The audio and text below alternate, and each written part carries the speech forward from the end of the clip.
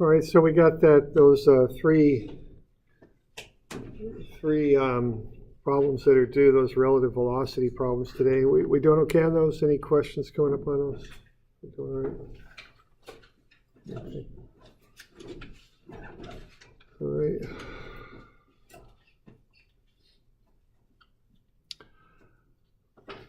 All right. Let's see what we got. All right, we're just talking about the test here. I think a week from Thursday sounds like the deal. So that's the 28th. I'll get you a review sheet and all that maybe tomorrow.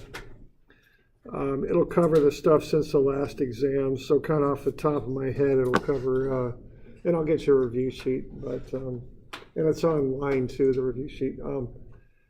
So that'll be work energy and momentum impulse and that rotational stuff that we did, and then relative motion. Okay, so that's what should be on this thing. Okay, we're not quite done covering the stuff yet, but we will get that done this week. Okay. Not much, really. I just got this split on the top, and by the time you cover the top, you got to cover the sides, and then you got to tape it up because the band ends up looking a lot worse than what it is. It's just a little cut. It just keeps coming open. So I took an engineering approach, kind of a structural engineering approach. I way over designed the bandage, I guess.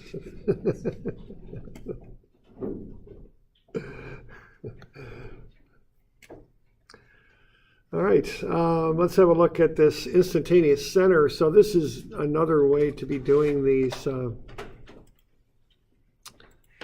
relative motion type problems. Okay, and we kind of went over that just a bit yesterday. So what we were looking at there was the fact that as an object moves, there is a point about which it's in just what I call pure rotation. So just pure, just straight rotation, omega r. Now that point moves as the object moves, so keep that in mind. So here, I show the example of throwing an object with underspin on it, kind of with underhand throwing it and flipping it kind of backwards as I threw it, so it's spun backwards.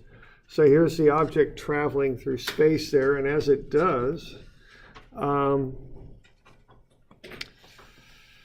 it's got an instantaneous center as it moves. Now I kind of just did a little bit of vector addition there. I have those blue vectors, which are primarily to the right as the translation of the object. And then I have the object rotating counterclockwise around its own center of gravity in red there. And then I did a vector addition of the two, and then I put in perpendicular vectors to those velocity combined vectors, which are in green. And then using the perpendiculars to those, I intersected them. So you can see this instantaneous center is where those intersections occur, and then it's moving as the object moves. Okay. So that's the idea. So this instantaneous center moves as the object moves. So to find the velocity of any point on the object, you can take omega of the object as it rotates around this instantaneous center times the distance. So the further from the instantaneous center the point is on the object, the faster it's moving. The line from a point to the instantaneous center is perpendicular to the velocity vector at that point. And the velocity of the instantaneous center is 0 at the instant analyzed. Okay. So that's the idea.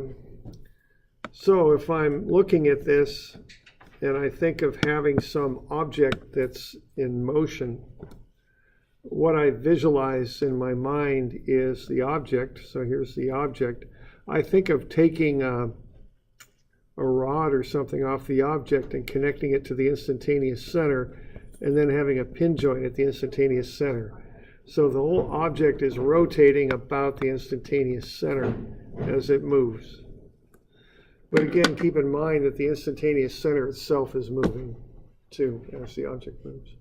So what you do is you freeze frame it for 1 instant and look at how it's rotating about the instantaneous center, and this is just another way you can analyze objects. So we got any questions on that?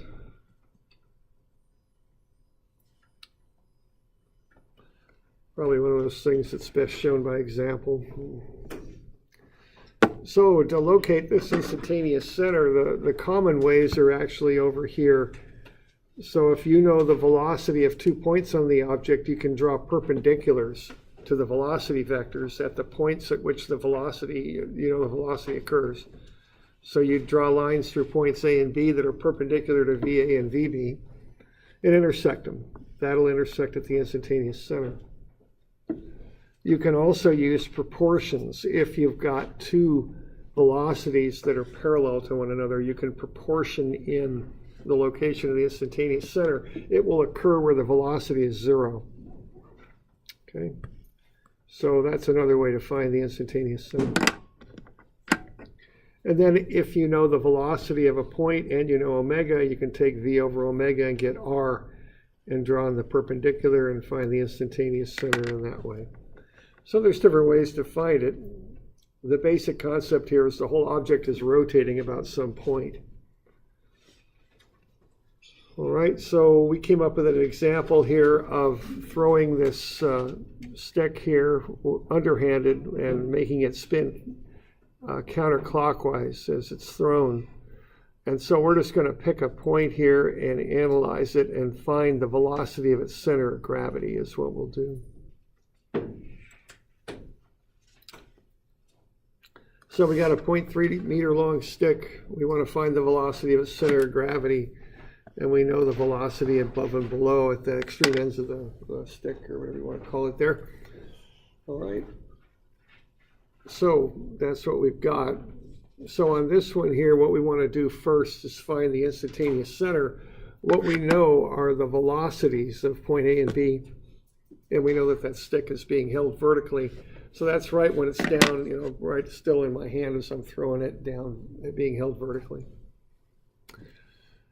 All right, so what I would do on that is I would I would proportion in where the instantaneous center is. That's the point where the velocities equal 0. All right, so I would have a sketch something like that. And then I would dimension the two different radii, one to A and one to B. So I'll call R the distance from the instantaneous center down to B. And then the distance from the instantaneous center down to A is R minus 0.3. So what I can do then is set up a similar triangle situation to where I've got these two triangles. The larger one there, which uses R, and the shorter one, which uses R minus 0.3. And then I know the velocities. So between those things, I can do a similar triangle type relationship.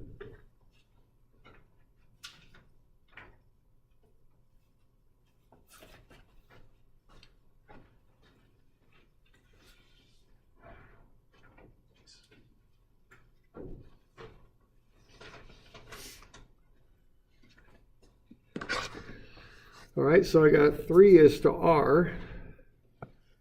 There's 3, and then is to R.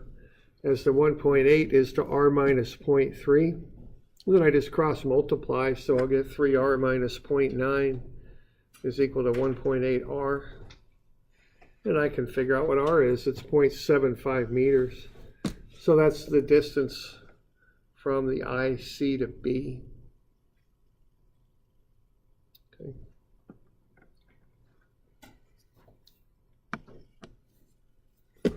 So once you got that, you can get everything else worked out. You'll have the velocity as omega r, so omega is the velocity over r. Got the velocity down there, it's 3, and you got r is 0.75. So omega of that object at this instant as it rotates about the IC is 4 radians per second.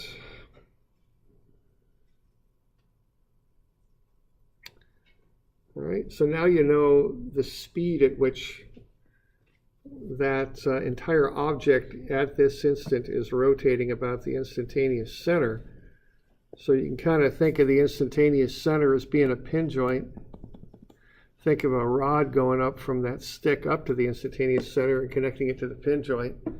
And then the entire object, the rod and the pin and the long thin orange rod there and the stick, or whatever you want to call those things, whatever, can be thought of as at this instant rotating about the instantaneous center. And you know that omega is 4 radians per second.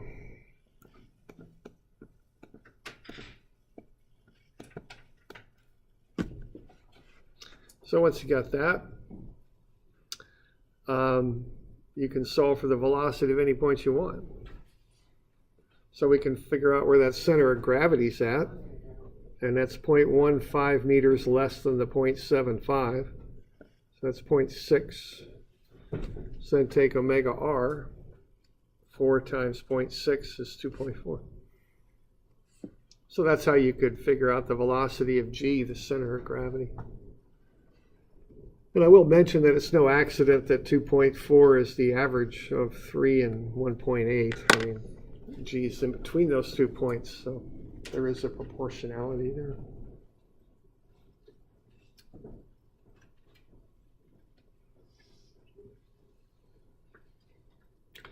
So there's one example of using this method here. You could have done this with relative velocity as well. You could have started with the velocity of A and then put in the velocity of g with respect to A, or same thing with B. You could have done it either way and worked your way into the velocity of g. So normally speaking, if you can use relative velocity, you can use this method too. Yeah. And on the test, does it matter which method we choose? Yeah, you'll get something like one of these problems on the exam. You can use whatever method you like. So this is the third method. So there's the relative velocity with vectors, and then just geometrically, and then there's this method, 3 of them. Just find whatever you like to do and do it, learn it, and then do it. On the homework, I want you to do it in the way I spec, but not on the test. You can do it however you like. Okay.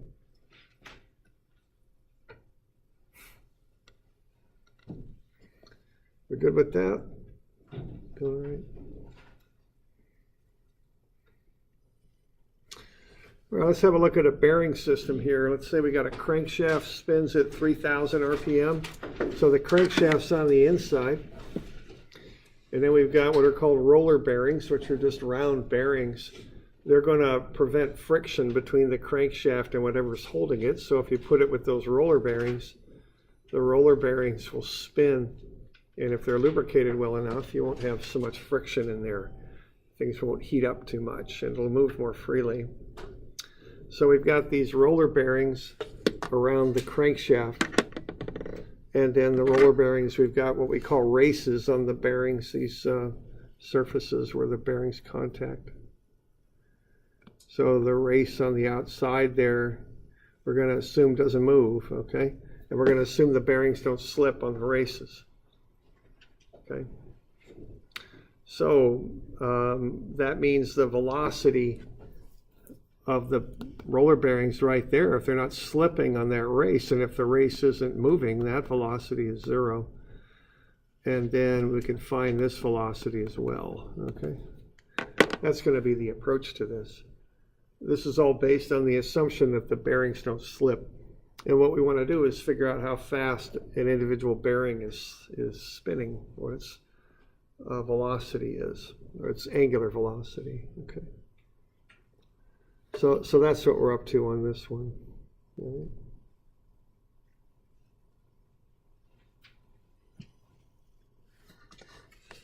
right. Let's see here real quick. We better do this.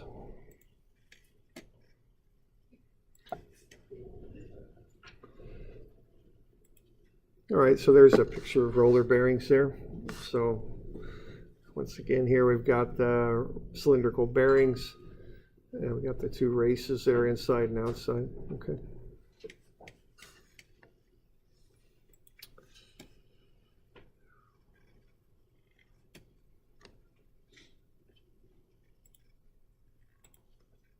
All right, so we just base our assumption on that there's no slipping.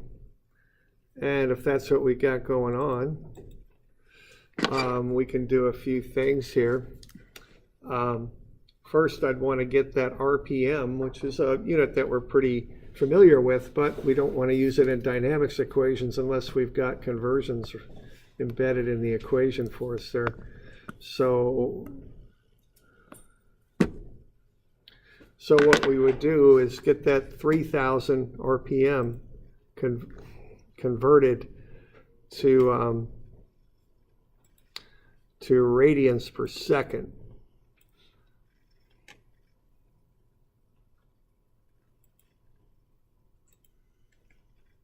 There we go. So 2 pi radians in a revolution, and 1 minute is 60 seconds. So that gets me about 314 radians per second. So based on that, I can find the velocity of that shaft, the crankshaft perimeter, by taking omega, which is in the proper units now, it's radians per second. If I multiply that by the radius of that crankshaft, which is 18 millimeters, that'll be 0.18 meters, so if I, or 0.018 meters. So if I multiply that by the angular speed, I'll get the perimeter velocity of the crankshaft, 5.655 meters per second.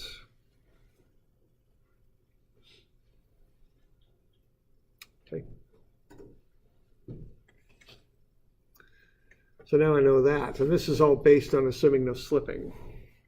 So now I got that. So I can take omega times r to get v. So if I want to back into what omega is for a bearing, I take the velocity times the radius. See, what's going on here is I'm assuming no slipping. So I'm going to pull one bearing out of there. I got an inner radius of 18 millimeters, outer radius of 25. So the difference is 7. That's the diameter of a bearing. So if I assume no slipping, I'm going to have on this motionless race down there, we got v equals 0 down there. Up top, I just found the velocity. I know the distance between. So what I've got is this.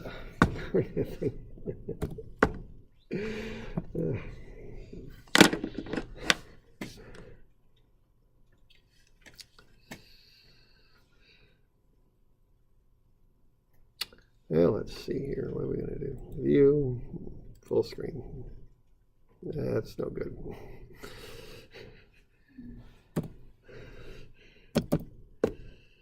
Yeah, let's see. What do we do about this? We hit escape. That's always a good thing to do. Here we go. Go full screen. No, we're not going to get anything out of that. Darn it. We take the technical solution here. We save it. And then we shut it down. And then we open it again. And we hope the settings didn't go anywhere with it. So we do that. And we get that. Maybe. I got all this stuff over here, though. What is this? I'm not feeling too good about this. Let's see. Full screen. Yes, we got it. Okay, good. There we go. So now we take the... okay, so we're assuming this... lower race is not moving. The upper race is turning at the velocity of the crankshaft. So what we do is get the difference, and that's the velocity of the, or excuse me, the difference is the diameter. So basically what we have there is a wheel that rolls without slipping is what we've got. And we've got the velocity on the bottom is 0. The top is 5.655. So what we can then do is figure out what omega is.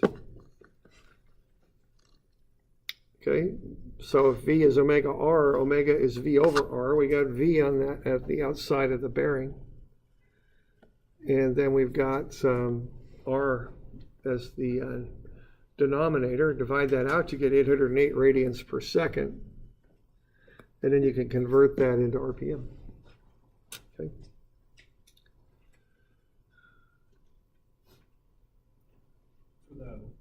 You have 7 millimeters for the diameter. Shouldn't the radius be half of that then?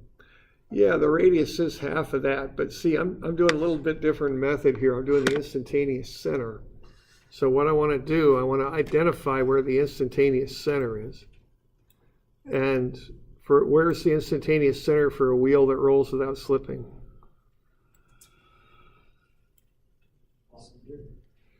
Yeah, okay. And I got two answers here in class. I got the bottom and the center.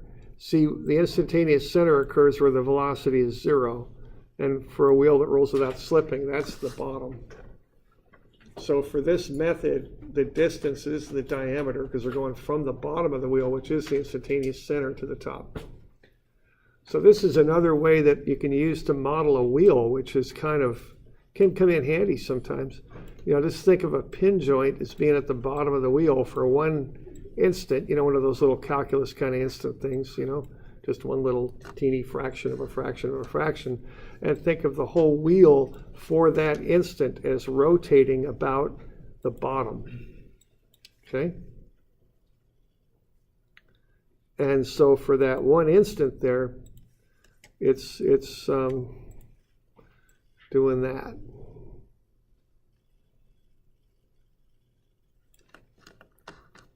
Okay, so that's omega.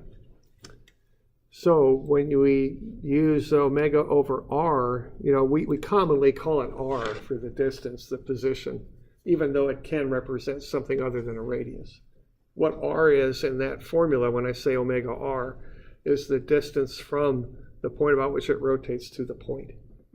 So r is d in this example.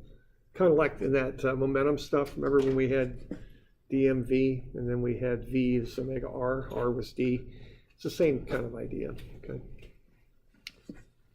And so it is a little deceptive because that letter R is there. But keep in mind that the instantaneous center for a wheel that rolls without slipping is the bottom of the wheel. That's where it's at, because that's the point that doesn't, has a velocity of 0. Okay.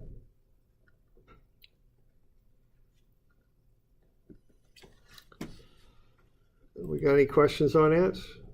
So that nomenclature is just a little bit deceptive, I think, for sure. So for the top line, when you do V equals omega r, you do the radius of the center circle. Yeah, let's kind of clarify that. I'm kind of jumping around here in this slide. Because there's no instantaneous, like, there's no zero velocity. Okay, so the question there is for what? For the crankshaft or for what? Yeah, for the first, the shaft. Okay, so you get V equals omega r. Okay, now the crankshaft isn't translating anywhere, it's just rotating. Okay, so its instantaneous center is the middle, because that's the point of 0 velocity. Whereas the bearing, well, let's see. It's kind of a funny concept, isn't it? The bearing is it moving through? If it's not slipping. Yeah, if it's not slipping, it is moving, isn't it? Does anyone know much about bearings? Is that what they do typically? Do they actually rotate around are they stationary and just spin, or do they actually roll around the race as the object spins? Does anybody know? The basin is usually kind of pressed in. Yeah, right. So they don't go anywhere, right? I don't think the race goes anywhere. With respect to the wheels. It's the outer race. The brace doesn't spin, but I think the bearings inside actually do turn. They move around. Okay, yeah, I think so. Okay, so that's what's going on here. I never really thought about that. If they did move around, then what would be the point of having the bearings? Because they would just be slipping, might as well just have the race. Okay, yeah, but the bearings would smooth that slipping. But yeah, okay. So yeah, the bearings do move. So that's the difference there. Okay, is that clarifying? Yeah. So yeah, it's kind of funny. Why don't we? Okay. So there is that difference between the crankshaft, which is just stationary, just spinning, and the bearings, which are moving. Okay. Yes. So I'm not sure I'm understanding if we're trying to find the velocity of or the angular velocity of the bearings. Right. So then what are we using? Okay, what we're doing, we're assuming the bearings don't slip on either race. So the bottom race isn't moving, it's stationary. So the velocity of the bearing on the bottom is 0. The crankshaft is spinning, so it's making that bearing have a velocity on the top. which we found was 5.655 meters per second. Oh, okay, I see. So we're treating the bearings like they're wheels that Right. roll without slipping is what we're doing. Okay. This only works if the bearings have translational movement. Right. Yeah. And I don't know enough about bearings to really say. I mean, I think I have seen a. So there's a graphic of it. Oh, okay. So, okay. Oh, it's Yeah, sure enough. So there we go. Of course, this is on a computer, so it's got to be right. Yeah, okay. Thanks. Oh, cool. When you get that, you just go over it. Yeah, you just move ball bearing, animated. Okay. Let's see, I'm a little short of time here, but look at them. Escape. Let's see, do that. Go here. Just boom. So there we go. There's a GIF of a bearing, so you can see that little animation. Is that the red dot just must signify the velocity of those points? Eh? The inner circle. Yeah, right, the crankshaft. So it seems like that bearing is slipping a bit, but we're assuming no slipping. Because what I'm noticing is that red dot is certainly outpacing. Well, I guess just for that minute, though, just for that second, they're matching, aren't they? The velocity. It's hard to tell, but yeah, there we go. That's about right. Okay. So yeah, there's a good little diagram of what we're talking about here, okay? All right. So we're treating the bearings on that as a wheel that rolls without slipping, is what we're doing. But it does have a translational velocity. Okay, there we all right with that?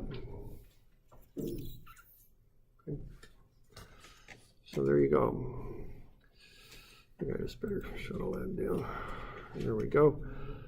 All right, now one other thing, and we'll just get this in.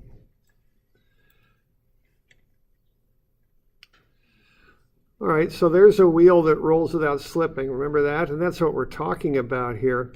If you put the net velocity into that thing, that one's doing that, right? This one's double, so it's doing that. This one's the vector sum of the two, so it's doing that. What are all those, and even the one in the middle we could look at. What point are those green net velocity vectors rotating about right now? Just look at them. Where do they all lead if they're all rotating right now like that? Well, what would be the center, I guess? Where would the pin joint go? If that thing's just rotating about a pin joint, where would it go? If those velocities are all occurring in green. Bottom, yeah. You all seeing that?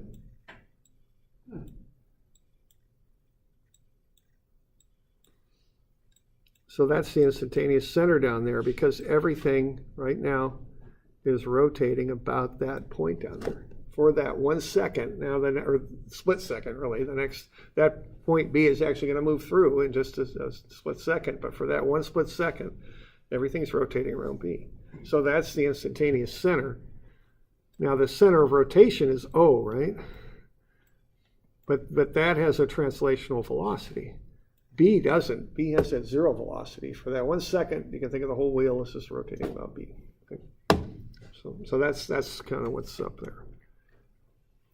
Ah, darn it. Oh, good. I'm recording. Okay. We good? All right. One more to do. So we got to do the linkage problem again. We've done this twice. We're really going to be absolutely certain about this. We're going to go for 3 here. Okay. So there we go. So it's the next page. It's the same linkage problem we've already done twice. So we're going to do it again. All right.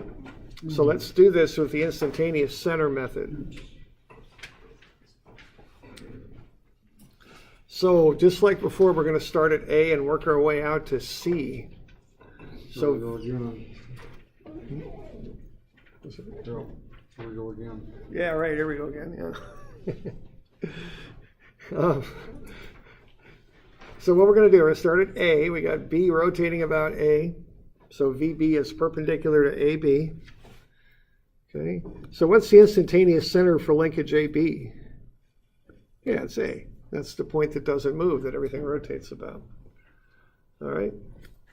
So we'll just find VB, we'll take that distance, 0.46 times omega, which is 6, and that'll get us 2.76 meters per second, and that will be up and to the right at 56 degrees. Okay? So that's the velocity of B. It's just rotating around a fixed point. So that means that A is the instantaneous center there for AB. Okay? So that's where it starts.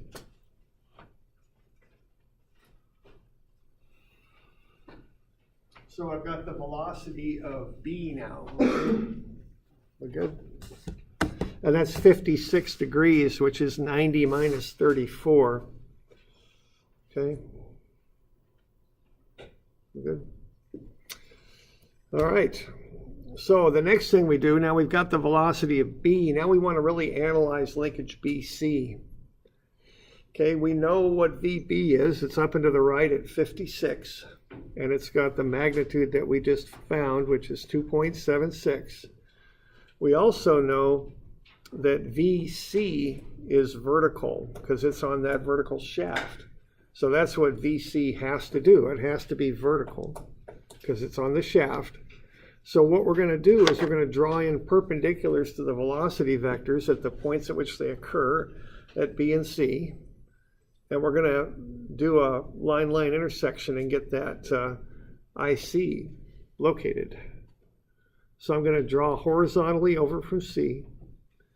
And then I'm going to draw perpendicular to that 56 degree V sub B vector. Draw perpendicular to that. And I'm going to intersect the two. Okay. And there's the IC. So you could think of this rod here, if you want, as being part of a plate. And there's a pin joint there at C, and that whole rod is rotating which way? Clockwise, counterclockwise? Sure. Looks kind of counterclockwise, doesn't it? Like so. Mm-hmm. Think of that as being like a triangular plate with a vertex at the instantaneous center, and that whole plate is rotating about the instantaneous center. Then you could take a Sharpie or something and mark that one edge BC. That's the actual object. Okay? But in your mind, you can visualize that thing as a triangular plate that's rotating. Right? So there you go. Now, what I'm going to do here is I'm going to use the law of sines, which tells you that the sine of an angle divided by the opposite side is a constant ratio for a triangle. And I've got that on your formula sheet. So, you know, if you've got a triangle here,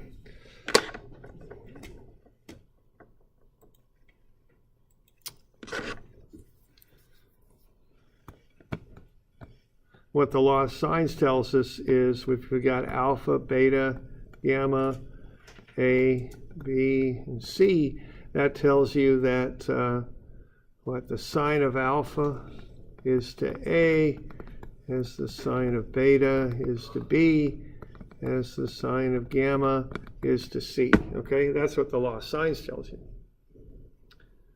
And now I'm going to flip it over. I'm going to invert it because I want to solve for the sides, A, B, and C. I don't want them on the denominator. I want them in the numerator. But if the relationship's equal one way, I can flip it over and it'll still be equal. So I'll go ahead and do that. So I'll just work through that, and what I want to do, I want to find the distance from B to the IC and from C to the IC. All right. So what I've got there, I need to find these angles. By parallel angles, I've got this one at 17. I'm given that this one's 34. So I can find that 129 in a couple of different ways. I've got a 90 in there. I know that this green angle here is 56 that I'm drawing right now. That's 56. Take away the 17, I'll get 129. And then the other way I could do it would just be to take 180 minus 17 minus 29, which isn't right, so that's not good. 34, there we go. There we go. So you could do it either way, it doesn't matter. Get the same angle regardless. So what I've got there is a triangle, with angles of 17, 34, and 129. I know one side, and that's BC. That's the length of that linkage. It's 0.6. So instead of taking the sine of the angle over the sides, I'll take the sides over the sine of the angle, okay? And that's gonna, by using those ratios there, I can solve for B to the IC and C to the IC. And I've got the calculations shown there. So I'm just, first step, I'm just finding the sine of 34, the sine of 17, and the sine of 129. And then I'm just taking 1 over that to get those actual values. So 0.6 over 0.5592 is 1.07. 1 over 0.2924 is 3.42. And 1 over 0.7771 is 1.29. Okay. And then I've got that set up. I can just go ahead and solve for BIC and CIC, 0.314 and 0.834. Okay. So what I've just done there is I've found these distances. This one is 0.314 and the other is 0.834. If you're doing this, it doesn't hurt to draw the thing halfway to scale. That way you can kind of look at your answers and make sure that they, make sense. So that's what you'd want to do. You just want to find the lengths of those sides. This whole thing is rotating about the instantaneous center with some value of omega. So think again of that instantaneous center as being a pin joint, and the whole thing's just rotating about the pin joint. So what you know is the velocity of B. It's whatever the heck it is, it's 2.76. That's going to equal omega r. R, it's that distance we just solved for. So you can find omega, it's 8.8 counterclockwise. And then once you got that, you can multiply the known omega times the new side, the 0.834, and then you can get VC 7.34.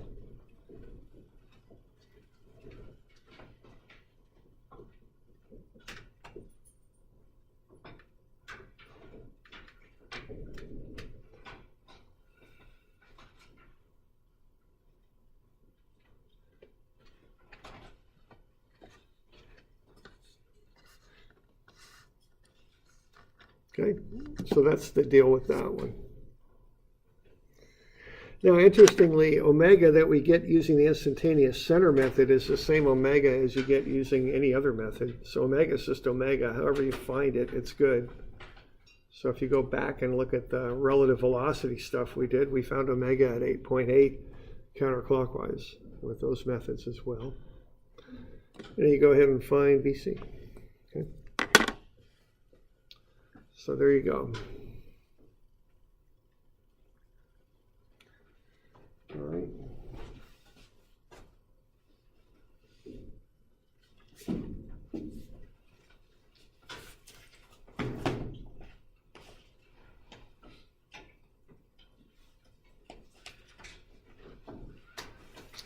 All right, how about doing 301 and 302 for Friday?